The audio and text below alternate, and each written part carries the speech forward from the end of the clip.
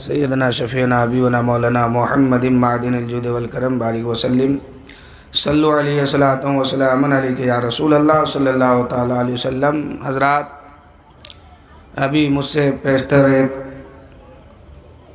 نعت خوانی ہو رہی تھی، ایک بچہ نعت شریف پڑھ رہے تھے، اور میں کچھ ہی دیر کے لیے آیا ہوں، اس لیے کہ آپ کے سامنے باہر سے آئے ہوئے مہمان حضرت علامہ مولانا بصیر صاحب رضوی اسٹیج پر موجود ہے۔ بہت ہی جلد میں ان کو آپ کے سامنے آنے کی دعوت دوں گا، بس کچھ دیر سماعت کیجئے اور نعت شریف کا دو چار اشعار سماعت کیجئے۔ پہلے ایک منقبت سن لیجئے۔ محبت کا جو رشتہ جوڑ کے رکھا ہے آقا سے، محبت کا جو رشتہ جوڑ کر رکھا ہے آقا سے، محبت کا جو رشتہ جوڑ کر رکھا ہے آقا سے، محبت کا جو رشتہ جوڑ کر رکھا ہے آقا سے، میرے آقا خدا سے اس کا رشتہ جوڑ دیتے ہیں، میرے آقا خدا سے اس کا رشتہ جوڑ دیتے ہیں۔ خدا سے اگر رشتہ جوڑنا ہے تو پہلے نبی پاک صلی اللہ علیہ وسلم سے رشتہ جوڑنا ہوگا۔ اب میرے نبی فرماتے ہیں کہ اگر مجھ سے محبت کرنا ہے تو میری آل سے محبت کرو، یعنی حسن و حسین سے محبت کرو۔ ایک مرتبہ حضرت امام حسین رضی اللہ تعالیٰ عنہ اپنے ابا حضور یعنی حضرت علی مرتضیٰ رضی اللہ تعالیٰ عنہ سے سوال کیے کہ میرے ابا، آپ یہ بتائیے کہ آپ کیا مجھ سے محبت کرتے ہیں؟ حضرت علی نے فرمایا ہاں۔ پھر کہتے کیا آپ میری ماں فاطمہ الزہرا سے بھی محبت رکھتے ہیں؟ کہا۔ پھر حضرت حسین کہتے کیا آپ میرے بھائی حسن سے بھی محبت کرتے ہیں؟ حضرت علی نے کہا۔ پھر حضرت علی سے سوال کیا کیا آپ رسول پاک صلی اللہ علیہ وسلم سے بھی محبت کرتے ہیں؟ حضرت علی نے فرمایا ہاں۔ تو حضرت امام حسین نے فرمایا کہ ایک بات بتائیے، دل ایک ہے، محبت کتنی ہے؟ ہونا تو یہ چاہیے کہ دل ایک تو محبت ایک۔ اس کے سوال پر، حضرت امام حسین کے سوال پر حضرت علی جواب دیتے ہیں کہ بیٹا حسین، دل تو ایک ہے لیکن اسی دل میں محبت تیری بھی ہے، تیری ماں کی بھی ہے، تیرے بھائی کی بھی ہے، لیکن اے بیٹا حسین سنو، یہ سب محبت بات میں ہے، پہلے نبی کی محبت اس دل میں بسا ہے، نبی کی محبت کے بعد ہی سب کی محبت ہے۔ اہل سنت والوں خوشی مناؤ کہ اللہ نے آپ کو دل ایک دیا ہے، لیکن اس دل میں کتنی محبت ہے۔ کبھی مخدوم اشرف کا آپ نام لیتے ہیں، کبھی اعلیٰ حضرت فاضل بریلوی کا نام لیتے ہیں، کبھی خواجہ غریب نواز کا نام لیتے ہیں، کبھی غوث پاک کا نام لیتے ہیں، کبھی علی مشکل کشا کا نام لیتے ہیں، کبھی حضرت حسن اور حسین کا نام لیتے ہیں، کبھی حضرت عثمان غنی کا نام لیتے ہیں، کبھی عمر فاروق کا نام لیتے ہیں، کبھی حضرت صدیق اکبر کا نام لیتے ہیں، کبھی رسول پاک صلی اللہ علیہ وسلم کا نام لیتے ہیں، کبھی خدا کا نام لیتے ہیں۔ خدا کا بے پناہ فضل ہے کہ اللہ نے دل ایک دیا ہے، لیکن اسی دل میں سب کی محبت کو بسا دیا ہے، اسی دل میں سب کی محبت کو بسا دیا ہے۔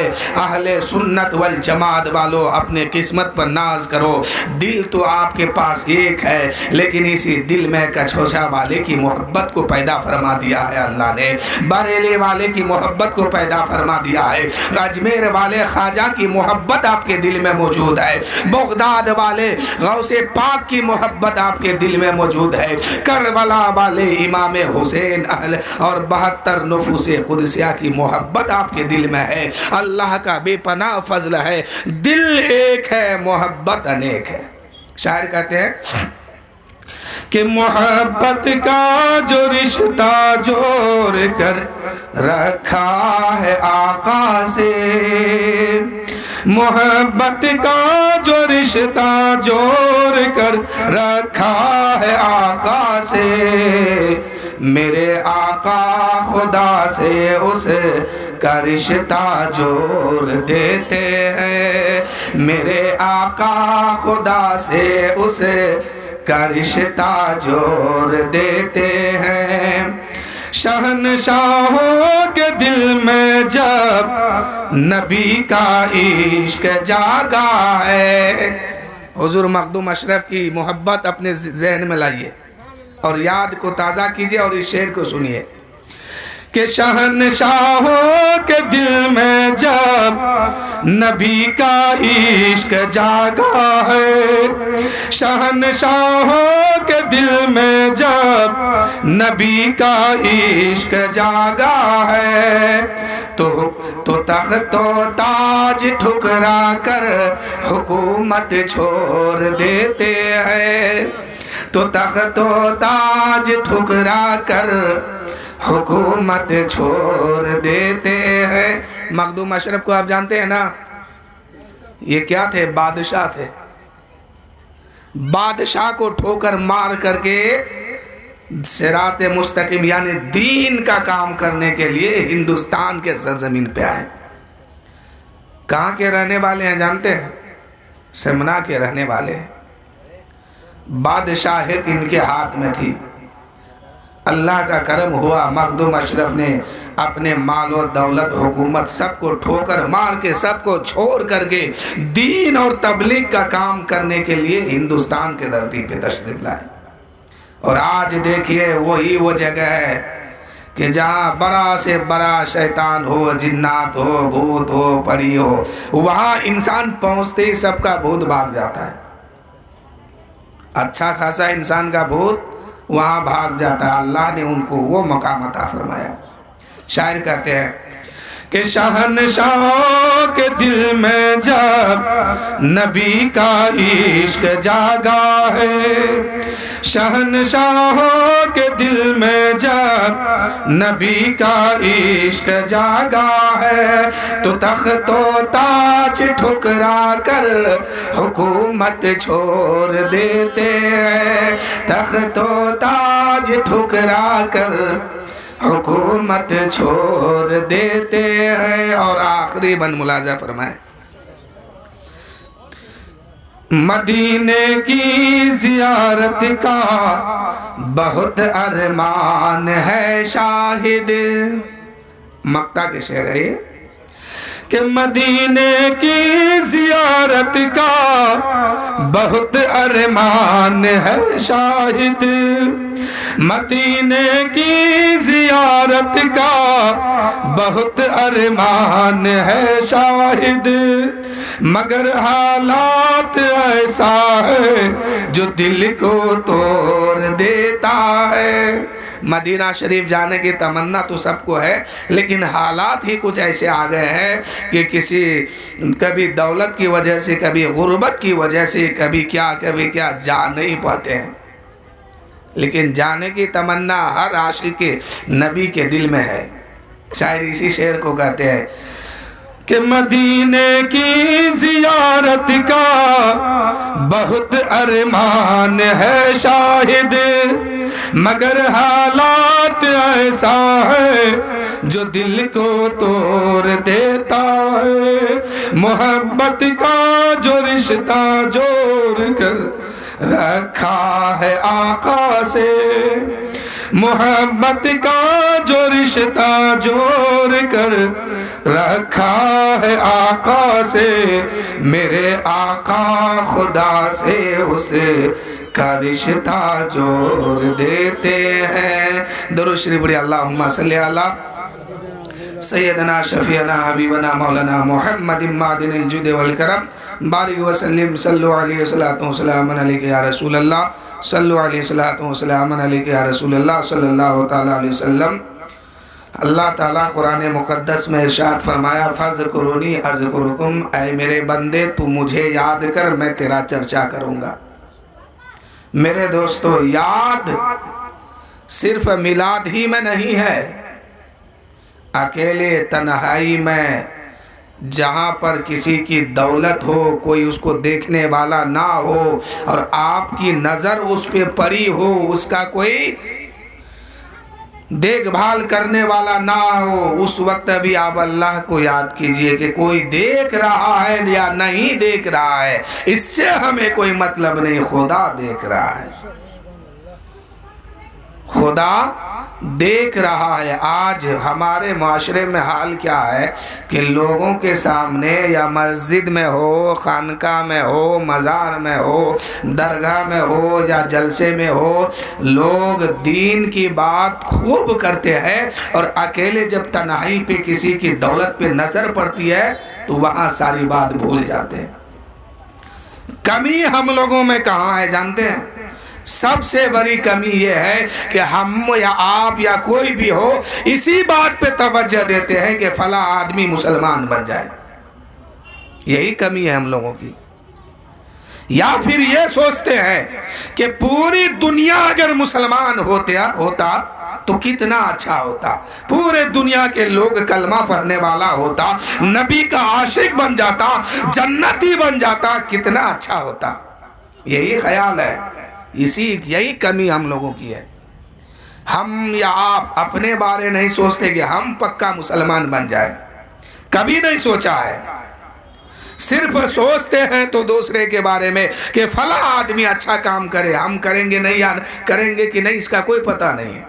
یہی کمی ہم لوگوں میں حضرت، ہم لوگ دوسرے کو دیکھتے ہیں کہ فلاں آدمی چوری کیا، فلاں آدمی غلط کام کیا، فلاں آدمی نماز نہیں پڑھا، فلاں آدمی روزہ نہیں رکھا، فلاں آدمی برائی کر رہا ہے، فلاں آدمی گالی بک رہا ہے، فلاں آدمی چغل خور کرتا ہے، فلاں آدمی غیبت کرتا ہے، فلاں آدمی نماز نہیں پڑھتا ہے۔ ہم دوسروں کو دیکھنے میں لگ گئے ہیں۔ اے میرے دوستو، غلطی ہم لوگوں کی یہی ہے کہ ہم دوسرے کو دیکھتے ہیں اور ان کی بات کرنے میں لگ جاتے ہیں۔ اے میرے دوستو، اسی بات کو اپنے اندر دیکھیے کہ ہم مسلمان ہیں، نماز دل سے پڑھ رہے ہیں کہ نہیں، روزہ ایمانداری کے ساتھ رکھ رہے ہیں کہ نہیں، دوسرے کی برائی کرنے سے ہم بچے ہیں کہ نہیں، ہمارے آل و اولاد جو ہے دین پہ چل رہا ہے کہ نہیں، اس کو دیکھیے۔ اگر یہی آپ دیکھیں گے تب آپ کامیاب ہیں۔ دوسرے کو دیکھنا چھوڑیے، دوسرے کا حساب اس کے ساتھ ہے۔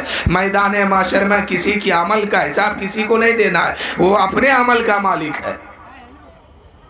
اللہ کی بارگاہ میں دعا کیجئے کہ اے مولا، اے پاک پروردگار، میزان عمل جب تو بندے کو عطا کرے گا، جس وقت میری باری آئے گی مولا، اس وقت نام اعمال میرے دائنے ہاتھ میں عطا فرما، یہ دعا کیجئے۔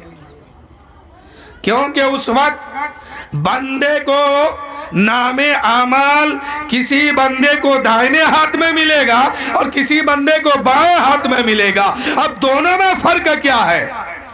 دائنے ہاتھ میں جس کو ملا وہ جنتی ہے، اس کو جنت میں جانے کا ٹکٹ دیا جا رہا ہے، اور جس کے بائیں ہاتھ میں دیا گیا اب اس کے لیے جہنم ہے، اس کو جہنم میں جانے کا حکم ہو رہا ہے۔ اس لیے دعا کیجئے، آپ نے کلمہ پڑھا ہے تو دعا کیجئے کہ مولا، اے پاک پروردگار، جس وقت بندوں کے ہاتھ میں نام اعمال تو دے گا، جب میری باری آئے تو مولا میرے دائنے ہاتھ میں عطا فرما۔ میرے دوستو، آپ کماتے ہیں، ہم کماتے ہیں، تو کمانے سے پہلے دیکھیے کہ اسلام نے ہمیں کیا سبق دیا ہے، اسلام کا قانون کیا ہے، دستور کیا ہے، اسلام کا طریقہ کیا ہے۔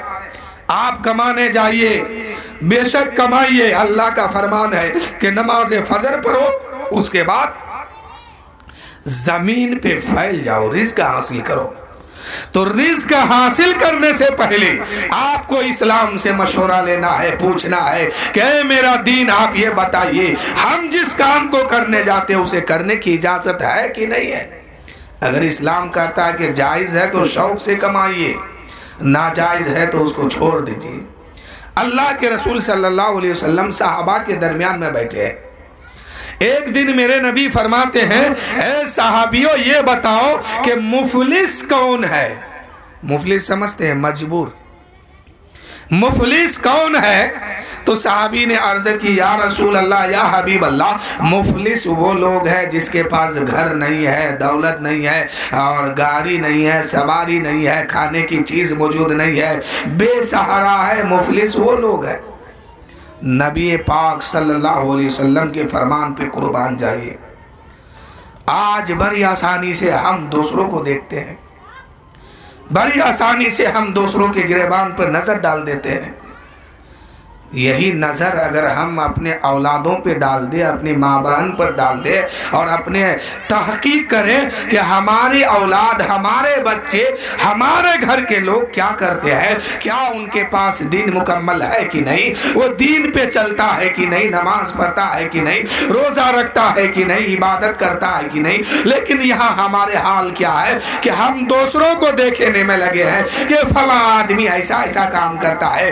اگر وہی نظر اپنے پریوار کے اندر ڈال دے تو اتنا آپ کو مزہ آئے گا کہ وہ پریوار جو ہے دنیا ہی میں جنتی بن کے نظر آئے گی۔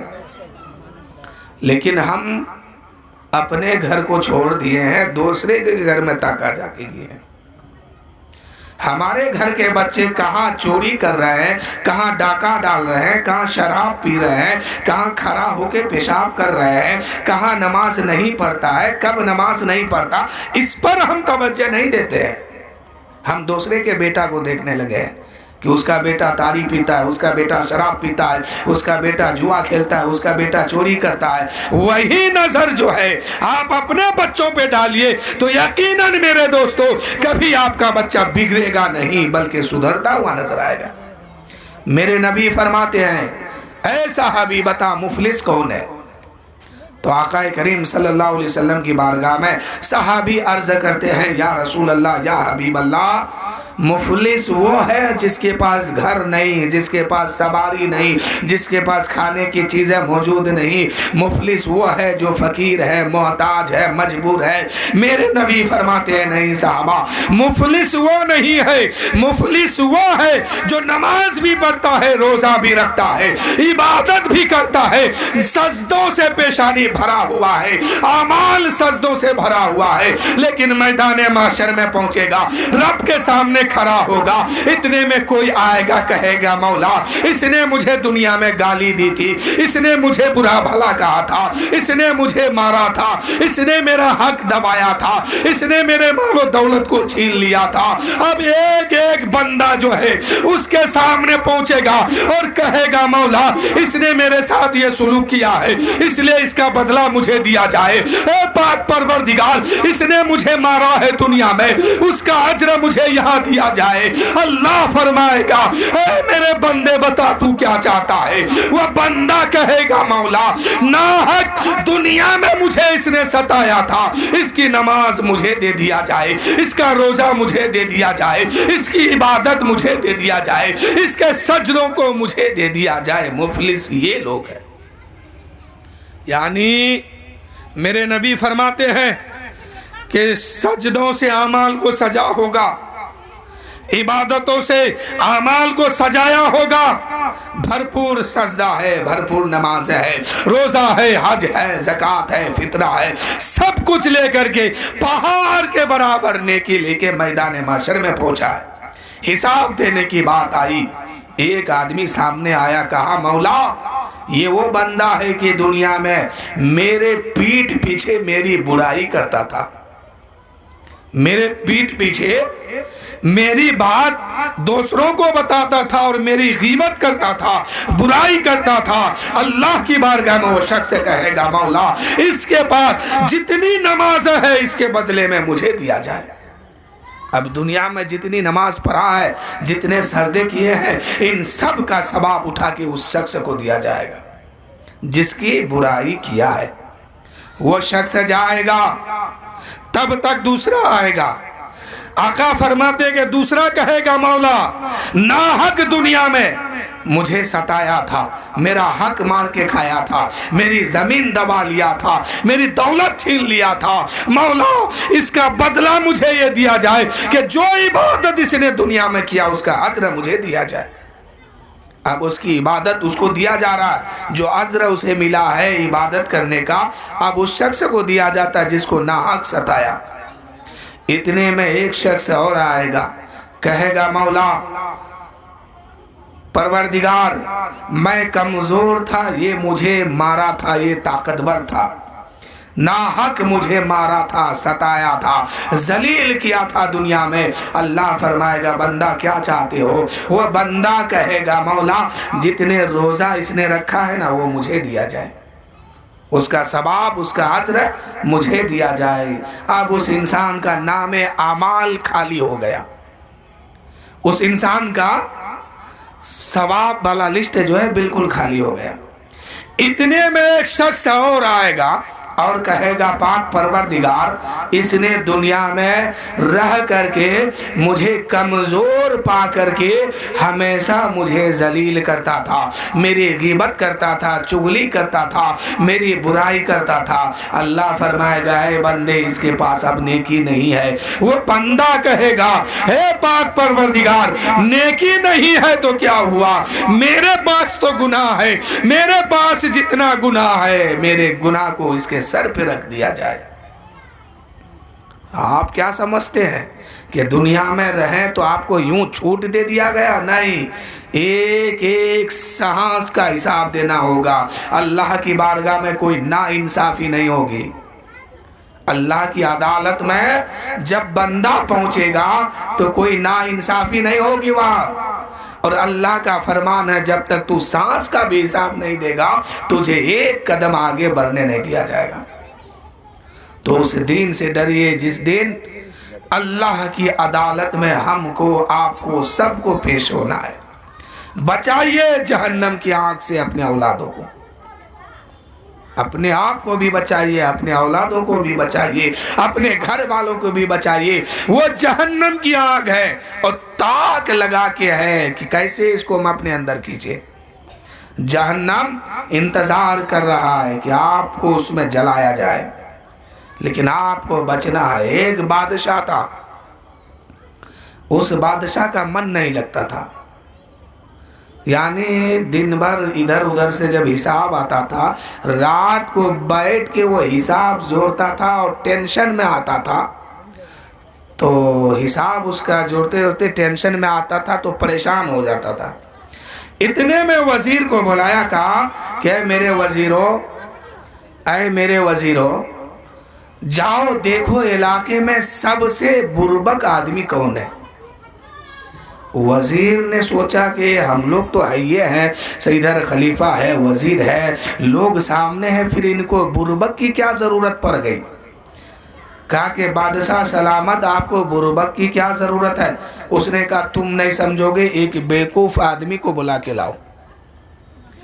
جب بادشاہ کا حکم ہوا تو وہ آدمی وزیر گیا، بیوقوف آدمی کو بلا کے لایا۔ لانے کے بعد بادشاہ کے سامنے لا کے کھڑا کیا، کہا بادشاہ سلامت جس کی آپ کو تلاش تھی وہ سامنے ہے۔ بربک ہنس رہا ہے، کہا کہ اچھا آ گئے تو چلو اس کے سر پہ تاج پہناؤ۔ تاج پہنایا گیا۔ بربک آدمی تھا، بیوقوف آدمی تھا، کبھی سر پہ پگڑی نہیں باندھا، آج تاج پہنایا گیا تو وہ ہنس پڑا۔ بادشاہ نے کہا گھبرائے، خوشی منانے کی بات نہیں ہے، یہ بیوقوفوں کی تاج ہے۔ اس نے کہا کہ بادشاہ آپ کے دربار میں میرا کام کیا ہے؟ बादशाह ने कहा तुम खाओ पियो, महीना तनख्वाह सब लो, ऐश मौज सब करो, जब जरूरत पड़ेगी मैं तुम्हें बुला लूंगा। अब यह शख्स बादशाह के घर पे रहता है, खाता पीता उम्दा उम्दा सब करता है और बेहतरीन अंदाज से शान और शौकत से जिंदगी गुजारता है। और जब बादशाह टेंशन में आता तो बादशाह उसे बुलाता, बादशाह के सामने आता। अब बादशाह उससे सवाल करता आम, तो वो जवाब देता इमली।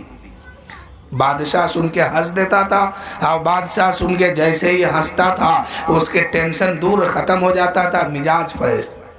इसलिए कि बेवकूफ आदमी है, उससे अगर सवाल करेगा वो जवाब क्या देगा, इसलिए बादशाह ने सवाल आम करता था तो वो जवाब इमली का देता था, इसलिए बादशाह खुश हो जाता था उससे। ये मामूल चलता रहा चलता रहा चलता रहा। कुछ दिन के बाद बादशाह बीमार हुआ। बादशाह जब बीमार हो गया तो उसने उसी बेवकूफ़ को बुलाया एक दिन और कहा कि आज तुम मुझसे सवाल करो, मैं तेरे सवाल का जवाब दूंगा, इसलिए कि अब मैं जाने वाला हूँ। तो बेवकूफ़ आदमी ने कहा यार ये चांद कहाँ से निकल गया, रोज़ाना तो मुझे ये बुर्बक बनाता था, बेवकूफ़ बनाता था, और आज कहता है कि तू मुझसे सवाल कर, मैं तेरे सवाल का जवाब देता हूँ। बेवकूफ ने पूछा ए बादशाह ये बता ये अचानक मामला पलट कैसे गया।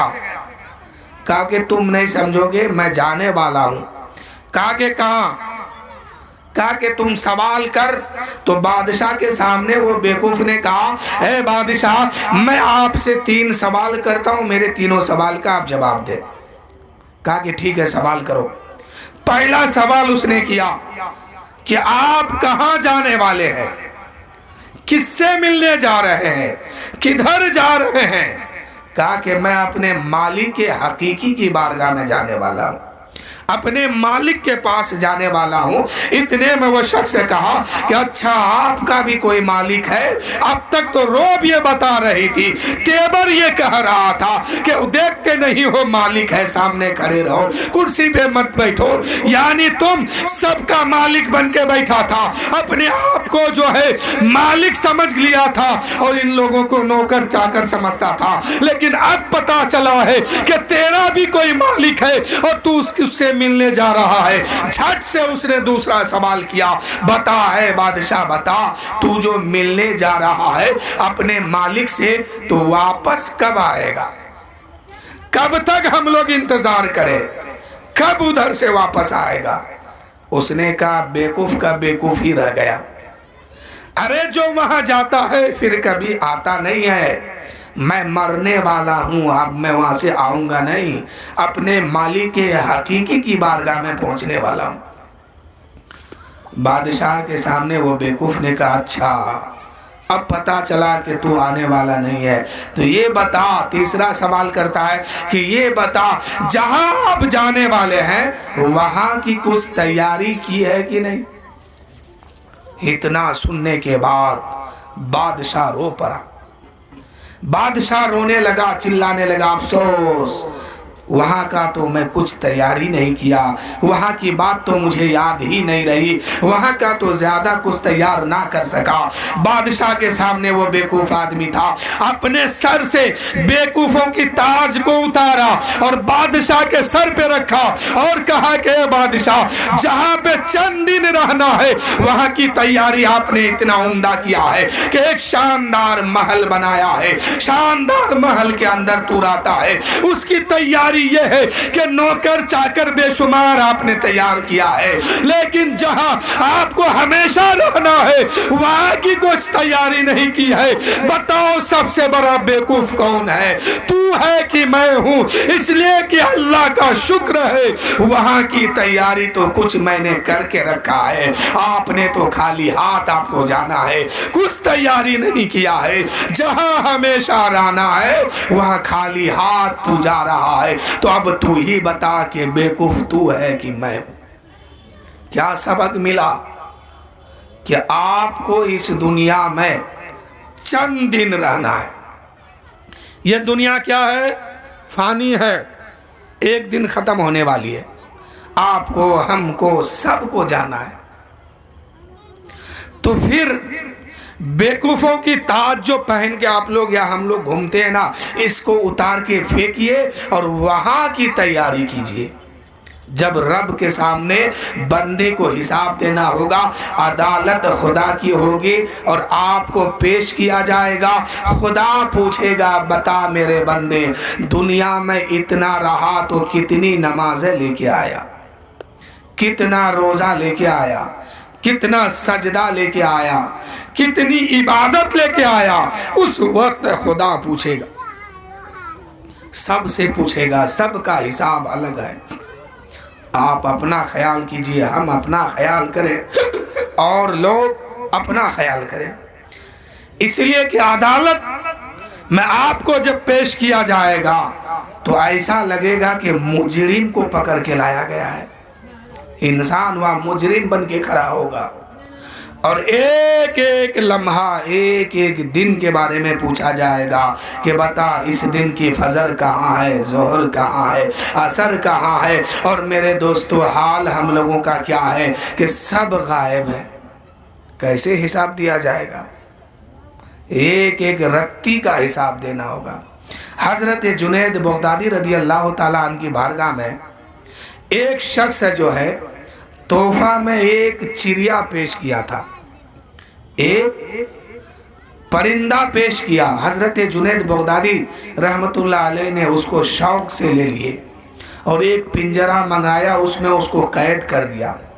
ایک مدت گزر گئی، ایک دن جو ہے وہ چڑیا، وہ پرندہ جو ہے حضرت جنید بغدادی سے کہنے لگے، اے جنید بغدادی آخر ایک بات آپ مجھے بتائیے کہ آپ روزانہ اپنے دوستوں سے ملتے ہیں، اپنے احباب سے ملتے ہیں، اپنے گھر والوں سے ملتے ہیں، اپنے خاندان والوں سے ملتے ہیں، اور مجھے آپ قید کر کے رکھے ہیں، مجھے آپ قید میں رکھے ہیں، نہ مجھے رشتہ داروں سے ملنے دیتے ہیں، نہ گھر والوں سے ملنے دیتے ہیں، نہ اپنے برادری سے ملنے دیتے ہیں، آپ تو سب سے ملتے ہیں اور مجھے قید میں ڈال کے رکھے ہیں۔ حضرت جنید بغدادی نے جب اس بات کو سنا ہے تو رحم آیا اور فوراً اس پرندے کو آزاد کر دیا۔ آزاد کرنا تھا۔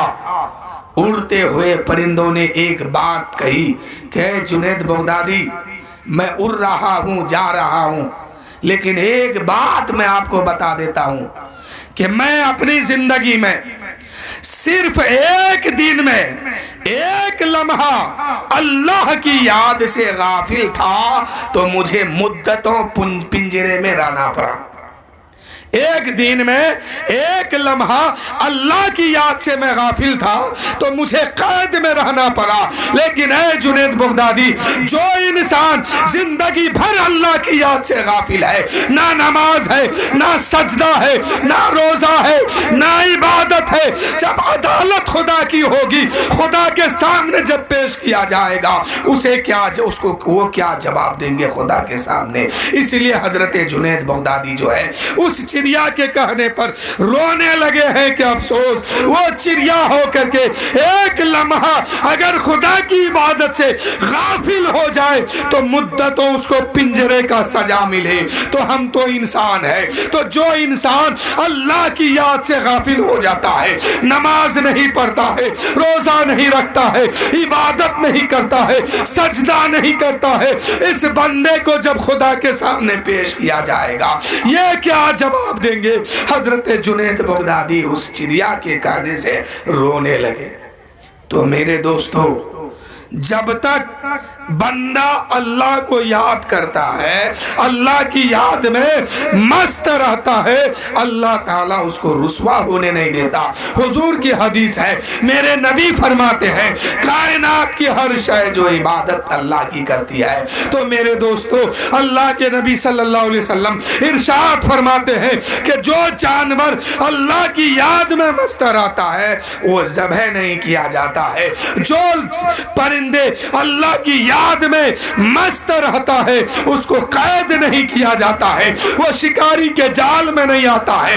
اللہ کے نبی فرماتے ہیں سمندر میں مچھلیاں اللہ کی یاد میں مست رہتی ہے تو وہ مچھلی شکاری کے جال میں نہیں پھنستی ہے۔ بس مختصر 1-2 منٹ اور حضرت، اللہ کے نبی فرماتے ہیں جو درخت، جو پیڑ، جو پودا اللہ کی یاد میں مست رہتے ہیں کلہاڑی اس پہ نہیں چلتی ہے، اور اللہ کی یاد سے وہ غافل ہوتا ہے تو پھر اس پہ کلہاڑی چل جاتی ہے۔ تو میرے دوستو، ہم تو انسان ہیں، ہمیں کتنا یاد کرنا چاہیے۔ وہ پرندہ ہو کر کے، وہ مچھلی ہو کر کے، وہ پیڑ پودا ہو کر کے اللہ کی یاد میں مست ہے، تو ہم تو انسان ہیں، ہمیں اور زیادہ مست ہونے کی ضرورت ہے۔ اللہ کی بارگاہ میں دعا کیجئے کہ مولا ہمیں تو اپنی محبت میں جلا، اپنی محبت میں اس دنیا میں رہنے کی توفیق عطا فرما، اور مولا